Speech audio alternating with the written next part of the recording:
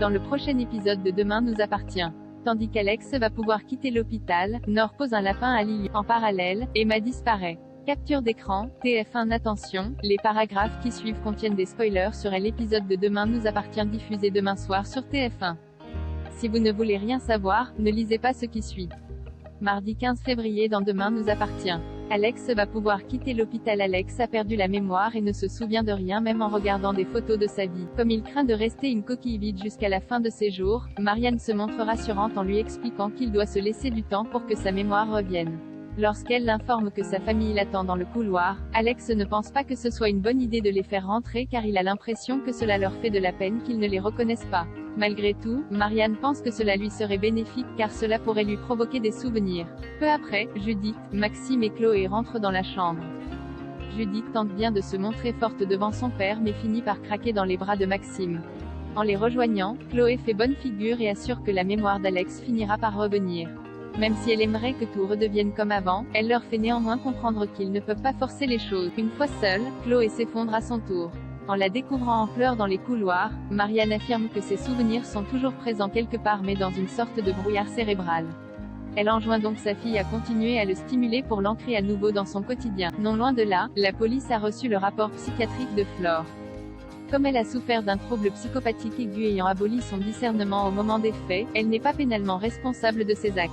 De ce fait, la mère de Barr ne sera pas déférée devant la justice. Le procureur Perrault a toutefois sollicité une contre-expertise mais a peu d'espoir. Si le nouveau rapport va dans le même sens, ils seront contraints de prononcer une relaxe et la préfecture prolongera l'internement de Flore dans un institut psychiatrique sécurisé. En cas de guérison, elle sera alors libre. De son côté, Maxime a cuisiné les plats préférés de son père afin de stimuler sa mémoire gustative. Malheureusement, c'est un échec puisqu'il ne se souvient de rien à part qu'il déteste toujours autant la coriandre. En fin d'après-midi, Marianne informe les Delcourt que les résultats d'Alex sont bons et qu'il va bientôt pouvoir rentrer.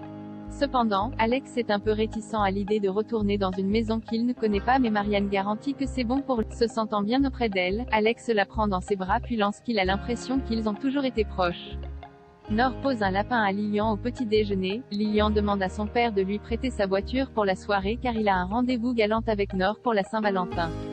Tandis que Cédric s'empresse de refuser en prenant pour prétexte sa blessure à la jambe, Irène prend le contre-pied et lui donne l'autorisation car elle voit là l'occasion de passer la soirée en tête-à-tête avec son mari. Pendant ce temps, Nord confie à Gabrielle que l'homme dont elle est tombée amoureuse est marié. Dans la mesure où elle craint qu'il ne soit pas sincère avec elle, Gabrielle lui conseille de faire attention à elle car ce genre d'histoire peut facilement mal tourner. Plus tard, Nord croise Lilian dans le hall de l'hôpital. Elle a beau trouver n'importe quel prétexte pour annuler leur rendez-vous, le jeune homme a toujours une solution et ne lui laisse pas vraiment le choix. Par la suite, Nord est avec Cédric dans les réserves de l'hôpital.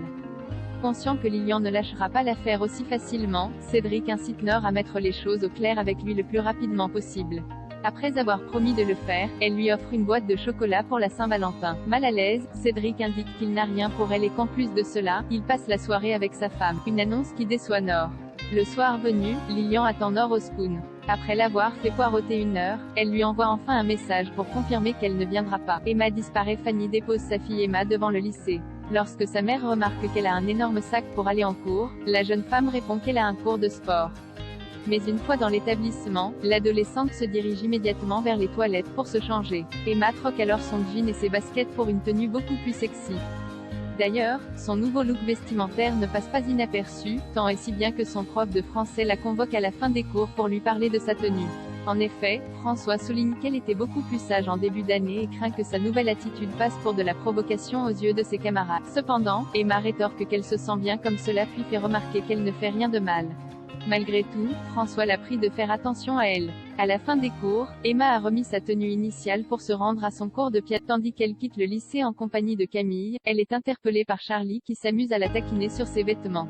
Une fois seule avec Camille, Charlie confie qu'elle trouve sa camarade hypocrite car elle passe pour une fille modèle à la maison alors qu'en réalité, elle joue les allumeuses en sautant sur tout ce qui bouge. Chez elle, Emma reçoit un coup de fil qui semble la bouleverser. Quand sa mère essaie de la joindre, elle préfère ne pas répondre. Le soir venu, les parents d'Emma sont très inquiets car elle ne répond pas au téléphone et ne s'est pas rendue à son cours de piano. Lionel et Fanny, qui connaissent Georges, débarquent donc au Spoon pour réclamer son aide afin de retrouver leur fille qui a disparu. Selon Fanny, il est forcément arrivé quelque chose de grave à Emma.